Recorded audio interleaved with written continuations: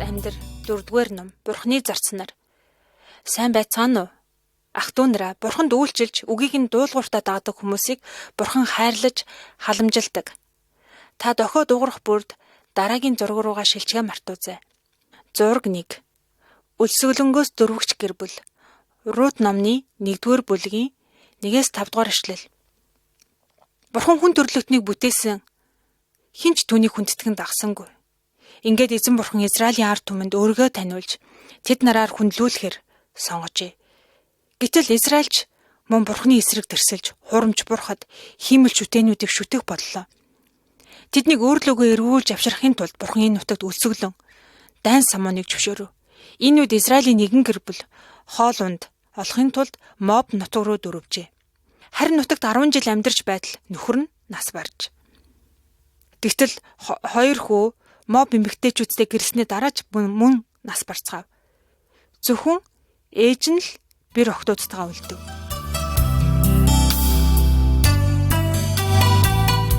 Хоёрдугаар зураг. Наоми Рут 2 Израиль руу буцна. Рут номны 1-р бүлэг 6-аас 22 дугаар эшлэл.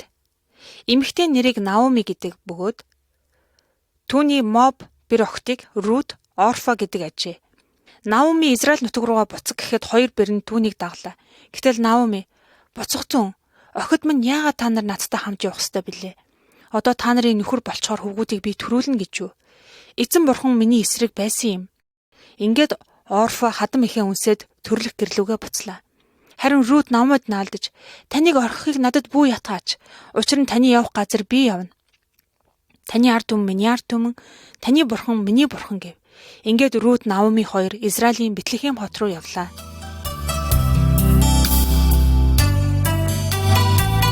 Зураг 3.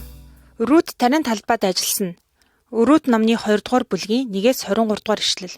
Наоми Рут 2 маш ядуу байжээ. Тиймээс нэг өдөр Рут намайг тарин талбай руу явуулна уу? Би хаягдл тариаг төвгээд тарин талбайд очиход тариачид 10 будаа хурааж байлаа. Энэ тарин талбайн эзнийг Боуз гэдэг ажээ. Тэр зарц нараасаа талбайд нь ажиллаж байгаа эмэгтэй хэн болохыг асуухад зарц нар нь тэр эмэгтэй бол Наомитай ирсэн Моб эмэгтэй гэж хариулв.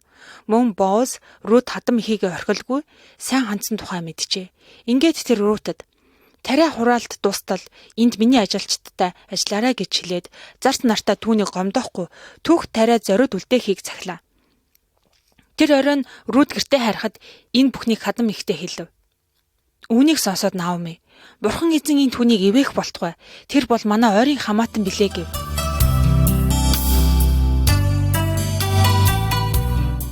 Зураг 4. Рут Боуз 2 өтрөмдөр уулзсан. Рут номны 3 дугаар бүлгийн 1-ээс 18 дугаар эшлэл. Израильд эр хүн нас барвал хамгийн ойрын хамаатан эхнэртэй нь гэрэлдэг ажээ. Нэг өдөр Наоми Рутэд би чамд хань болох хүн олж өгөх ёстой. Тэгээд чи өөрийн гэсэн гэр оронтой болно. Боуз бол бидний ойрын хамаатан. Тиймээс чи өнөө орой хамгийн гоё хувцас өмсөд өтөрмөр рүү оч. Боуз тариа зохиж байх болно. Түүнийг хэвтгэхэд хэвтэж буй газрыг нь ажиглаад хөлийнх нь ойролцоо хэвтгэж Наомиг хэлэхэд Рут хэлсэн ёсоор нь үлдэв. Боуз сэрээд Рут хөлнийх нь ойролцоо хэвтэж байгааг хараад өөртөө гэрлэхийг хүсэж байгааг ойлгов. Ингээд Боуз Рутэд би чиний хүссэн бүгдийг хийн. Учир нь бүх хүн чамайг онцгой сайн эмэгтэй гэдгийг мэднэ гэж хэллээ.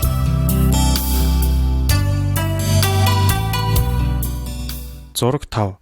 Боуз ба Бэтлехэм хотын ахмадууд. Рут 4-р бүлгийн 1-ээс 22 дугаар эшлэл. Боуз Бэтлехэм хотын Даама хаалган дээр ахмадуудыг дуудан цуглуулв. Тэдний бас нэг хамаатан Руттай гэрлэх хэрэгтэй байсан ажээ.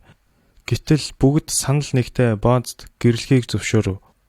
Израилийн заншил ёсоор хамаатан нь үүнийг бэлэгдэл болгож Боузд дутлаа өглөө.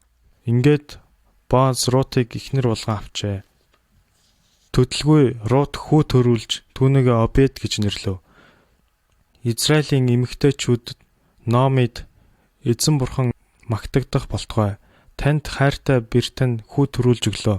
Рут танд 7 хүүгнээс ч илүү дээр билээ гэцгээв. Найзуудаа, Рут Бурханд болон түүний хүмүүст үйлчилснээр жинхэнэ баяр баясгалан олсон. Түүний хүү Обед Израилийн агуу хаан Давидын өвгц болжээ.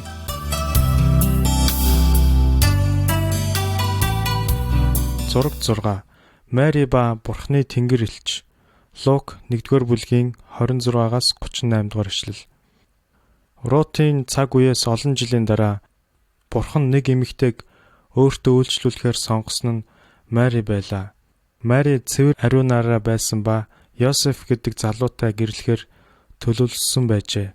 Гэтэл нэгэн өдөр Бурхны Тэнгэр элч үзэгдэж, "Мари бүү, чи Бурхан эзний ивэлийг олжээ. Чи хевлидээ үртэй болж хүү төрүүлнэ. Түүнийг чи Есүс гэж нэрлэ. Тэр хүү аавгаа нэгэн бөгөөд хамгийн дээдийн хүү гэж дуудагдана" гэхэд Мари, "Эзний шивгч нь надад хэлсэн үгийн тань дагуу биелэх болтгой" гэлээ. Бурхны ариун сүнс ирж Мари жирэмсэн болжээ. Тэгээд тэр хүү төрүүлв. Ингэж Мари Бурхны хүү Есүсийн их болсон ажээ.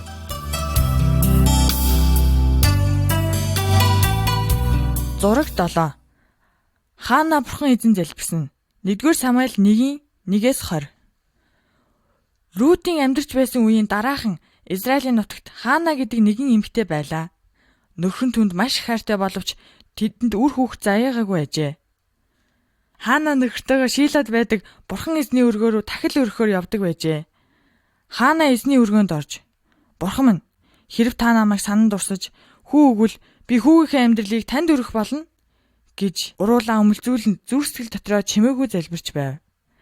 Тэгэхэд тэнд байсан Эли дахиж түүнийг хараад "Согтуу байна" хэмээн боджээ. Харин Бурхан Хаанагийн залбиралд хариулан төдий л удалгүй тэд хүүтэй болж түүнийг Самуэль гэж нэрлэв.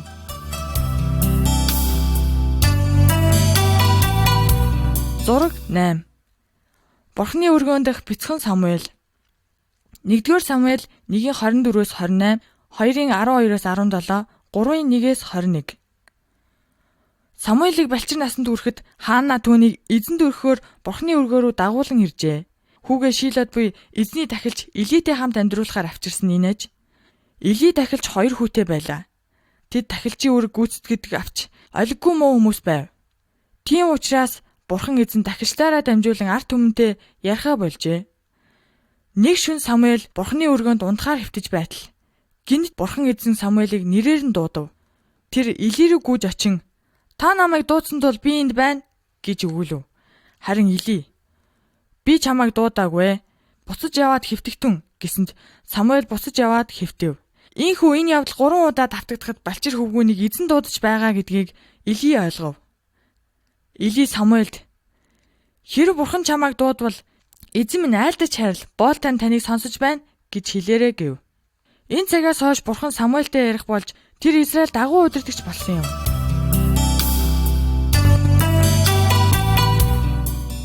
Зураг 9.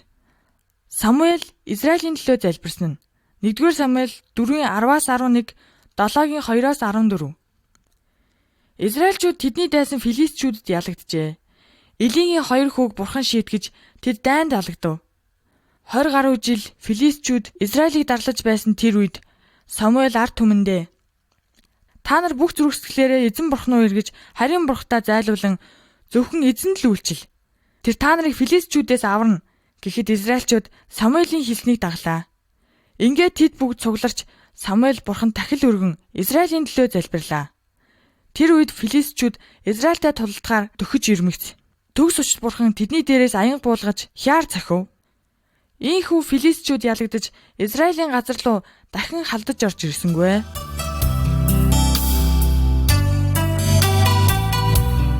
Зураг 10. Самуэль Саулыг тасалж томилсон нь. 1-р Самуэль 8:1-9, 9:15-аас 11 хүртэл. Бурхан эзэн Израильчүүдийн жинхэнэ хаан байсан ба Самуэль Бурханы хүмүүсийг удирддаг байв. Харин Израильчууд бусад улс орон шиг өөрсдийн гэсэн хаантай болохыг хүсжээ. Самуэль энэ тухай сонсоод таашаасангүй. Гэтэл Бурхан "Тэд чамааг үл хэрэгсэж байгаа юм биш. Намайг л эсэргүүцэж байгаа юм. Тэгэхээр одоо тэдний дуу сонсогтун. Тэдний захиргааныг өгье" гэв. Тэр нутагт Саул нэртэй өндөр сайхан залуу байлаа. Нэг өдөр Саул Самуэльтай уулзахаар иржээ. Самуэль Саулыг ирж байгааг хараа зогсож байтал Бурхан түүнд "Энэ хүн бол миний арт түмнийг удирдах хүн" гэж айлдав. Иймээс Самуэль Саултай уулзаад толгойг нь таслав. Түүнийг хаанаар тасалсан гэдгийг бэлгэд ингэсэн аж. Тэр цагаас хойш Саул 40 жилийн турш Израилийг захирчээ.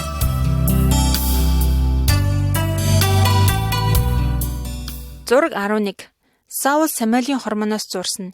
1-р Самуэль 15 дугаар бүлгийн 1-29.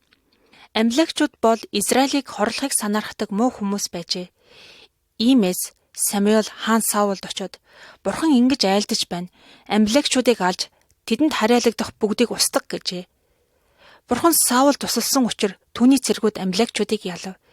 Гэвч тэр Бурханы үгийг дагалгүй амалекчуудын хааныг амьд үлдээж малаас нь Бурхан дахил болгон өгөхөөр авчрав.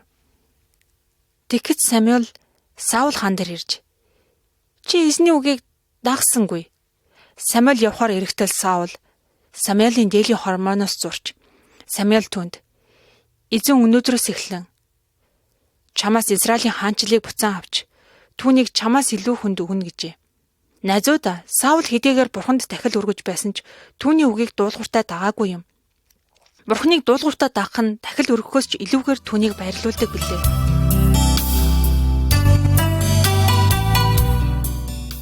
12 дугаар зураг. Есүс Бурханы өргөөнд ирсэн. Лух номны 2 дугаар бүлэг 41-ээс 50 дугаар ишлэл. Самуэлээс хойш олон жилийн дараа Есүс гэдэг хүү Израиль нутагт амьдарч байлаа. Ээжийг нь Майр, аав нь Бурхан эзэн байсан юм. Есүс 12 настайдаа Майр Йосеф хоёртой Иерусалим руу явжээ. Гэтэл Есүс гинэт алга болов. Майр Йосеф хоёр түүнийг хайн явсаар 3 хоногийн дараа Есүсийг Бурханы өргөөнд байхад нь олов. Есүс еврейн хуулийн багш нартай Бурханы хуулийн тухай ярилцсан сув. Майр Есүст "Бид санаа зовоод чамайг хайж байлаа" гэхэд Есүс "Би эцгийнхаа гэрт байх ёстой" хэмээн хариулв. Тэр Самуэль шиг бяцхан хүү байсан боловч Бурхан эзэнд үйлчлэх хэрэгтэй гэдгийг мэдэж байлаа. Есүс бүх хүмүүсийг цорын ганц хүчит эзэн Бурхан руу хөтлөн дагуулахаар энэ дэлхийд ирсэн юм.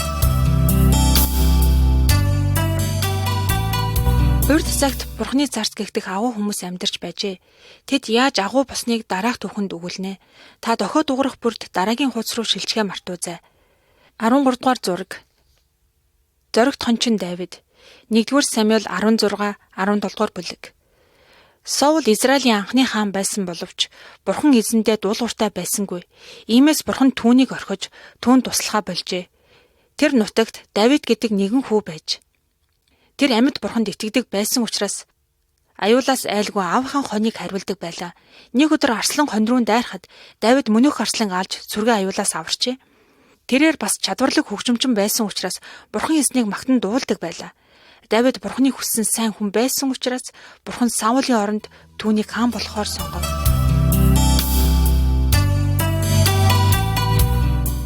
14-р зураг. Давид Голиат 2. 1-р Самуэль номны 17-р бүлгийн 1-ээс 54-р ишлэл. Филистчүүд Израильчуудтай тулалдахаар иржээ. Филистийн цэргийн аримд Голиат гэдэг авраг хүн байв. Тэр Израильчууд руу гарч ирээд "Өөрсдөөсөө нэг хүнийг сонгон над руу явуул. Хэрэв тэр хүн надтай тулдаад намайг албал бид та нарын боол болъё. Харин би тэр хүнийг албал та нар бидний боол бол" гэв. Үүнийг сонсоод бүх Израильчуудын зүрх нь мохож хинч тулалдах гэж гарч ирсэнгүй. Тэгэхэд залуу хүү Давид Бурханыг мэддэггүй Филист хүнийг хараач "Энэ хүн амьд Бурханы айрмыг сүрдүүлж чадахгүй" гэв. Бурхан эзэн өөрт нь туслан гэдгийг мэдэж байсан учраас Давид юр айсангүй. Ингээд Давид нэг чулуу аван дүүгүүрээрээ дүүгүрдэж Голиатын тухайг онов. Чулуу духруун зоогдоход тэр нүрээрээ газар шаан унсанд Давид түүний элдийг хуйнаас нь суглан авч толоог нь тас жавчив. Ингээд Израильчууд Филистчүүдийг яллаа.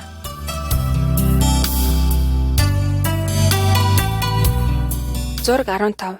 Саул Давидыг алхаар завцсан. 1-р Самуэль номын 18 дугаар бүлгийн 6-аас 1-р Самуэль номны 23 дугаар бүлгийн 29 дугаар ишлэл. Давид Израилийг аварсан учраас Саул хаан эхэндээ түүнийг таашааж байлаа. Израилийн ард түмэн Давидыг хүндэтгэн хайрлах болж тэр сэргийн агуу удирдагч болов. Иймээс Саул Давидэд атаархан түүнийг алахыг санаархах болжээ.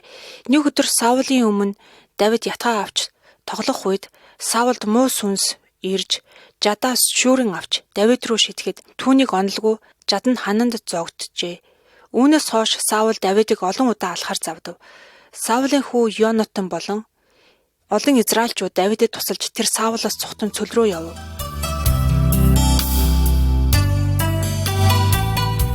16 дугаар зураг Давид Саулын амийг өршөөсөн нь 1-р Самуэль 26 дугаар бүлгийн 1-ээс 25 дугаар ишлэл. Саулын цэргүүд Давидыг барихаар цөл рүү явлаа. Шүн дунд Саул болон цэргүүд нь унтаж байх үед Давид Абишайн найзтайгаа Саулын майхан руу гитэж очив. Абишай унтаж байгаа Саул хааныг алах гэтэл Давид зогсон. Бурхан эзний сонгосон хааныг хороовол тэр шийтгэх болно гэд Саулын дэргэд байсан жад савта ус хоёрыг авав. Ингээд тэд майхнаас гарлаа. Давид хүмүүсийг сэрэж та нар хаан эзнээ хамгаалсангүй. Харагтун энэ бол хааны жад гэд өнөөдөр би тааны амийг амарсан шиг Бурхан миний амийг өшөөх болтугай гэж хэллээ. Үүнээс хойш Саул Давидыг хөнөөх бодлоо орхижээ.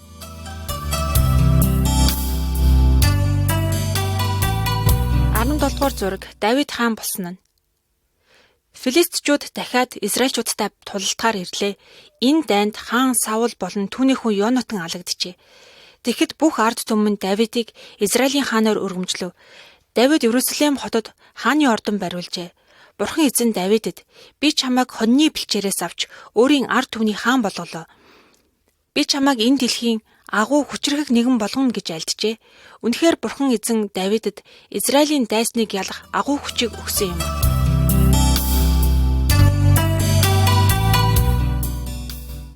Дугаар зураг Давид Батшеба 2. Нэгэн үдэш Давид гэрийнхэн дээвэр дээрээс угаал үлдэж буй нэгэн үзэсгэлэнтэй эмэгтэйг харав. Энэ бол Давидын армийн цэрэг Уриагийн эхнэр Батшеба байлаа. Давид түүнийг зүрх сэтгэлдээ хүсэж түүнийг ордондоо авчирв. Энэ үед Урия Израилийн дайснуудтай тулдахаар дайнд морцсон байлаа. Тэгээд Давид армийн ахмадтай Уриаг хамгийн ширүүн тулдаанд оруул гэж захиа илгээжээ. Үүний дараа Давид Батшебаг өөрийн эхнэрээ болгон авав. Гэвч Давидын энэ үйлдэл Бурхан эзэнд таалагдсангүй. Удалгүй Давид Батшеба хоёрын дундаас гарсан хүү нас барав. Ингээд Давид өөрхөн хийсэн үйлдлийн төлөө Бурхан эзнээс өршөөл ирж гэмшив.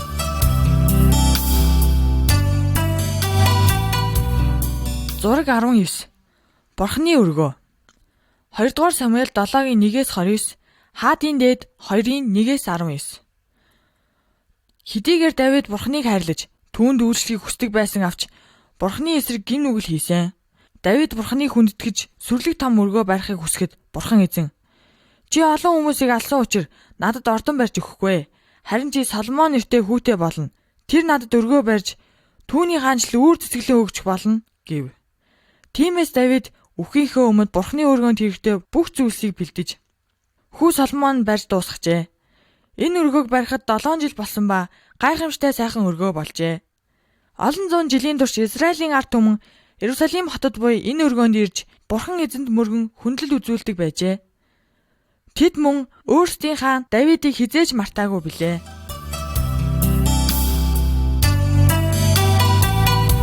Зураг 20. Есүс Иерусалимд ирсэн нь. Матай 21-ийн 1-ээс 11. Давидаас хойш 1000 жилийн дараа Есүс төржээ. Тэр Давидын удам байв. Түүний их нь онгон эмэгтэй Марь, эцэг нь төгс өчт Бурхан байсан. Есүс Бурхан эзэнд үйлчилж, үннийг хүмүүс сураж, Бурханы хүчээр олон гайхамшгүүдийг үйлдсэн. Саул болон Давид хийгээд бүгд Бурханы эсрэг гим хийсэн. Ганцхан Есүс гимгүй нэгэн байсан.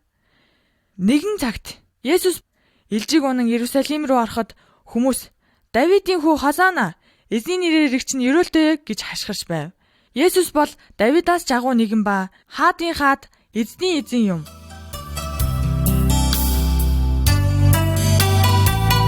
Зураг 21. Шууд Илияг хооллосон нь. Хаадын дээд 16-гийн 29-өөс 17-гийн 6 хүртэл.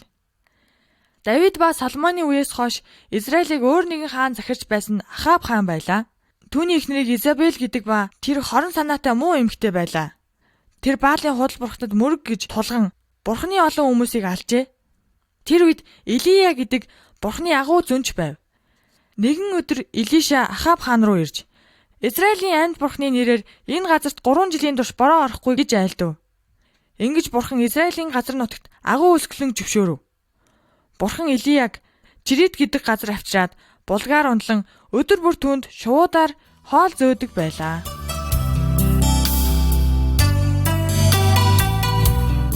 Дугаар зураг Илия ба Бурханы гал. Хаадын дээд 18 дугаар бүлэг. Өсвөлөнгийн 3 дахь жилд Илия Ахаб хаан бүх ард түмнийг Кармел ууланд цуглуулв.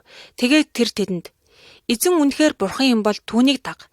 Эсвэл Баал бурхан юм бол түүнийг даг" гэв. Тэгэд Илия Баалын тахилчдад "Та нар бурханаа дууд, би бурхан эзнээ дуудана. Хэн нь галаар хариулсан тэр нь жинхэнэ бурхан гэдгийг мэдээ гэлээ.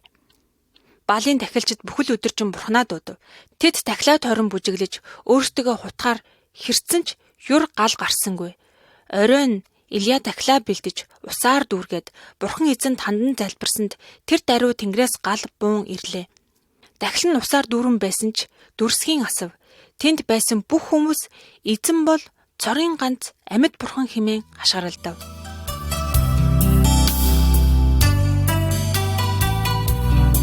Дугаар зураг Илия тэнгэр рүү өргөгдсөн.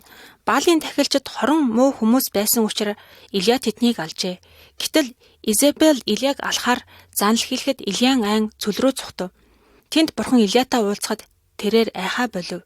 Ингээд тэр цорын ганц үнэн бурханыг хүндэтгэн дагахыг Израильчуудад өргөжлүүлэн уриаллаа. Илия Илиашаг өөрт туслуулахар сонгов. Нэгэн өдөр тэднийг ярилцсан байтал галан тэрэгнүүд тэднийг салгав. Үүнээс хойш Илиша Илиятай дахин хизээч уулзсангүй.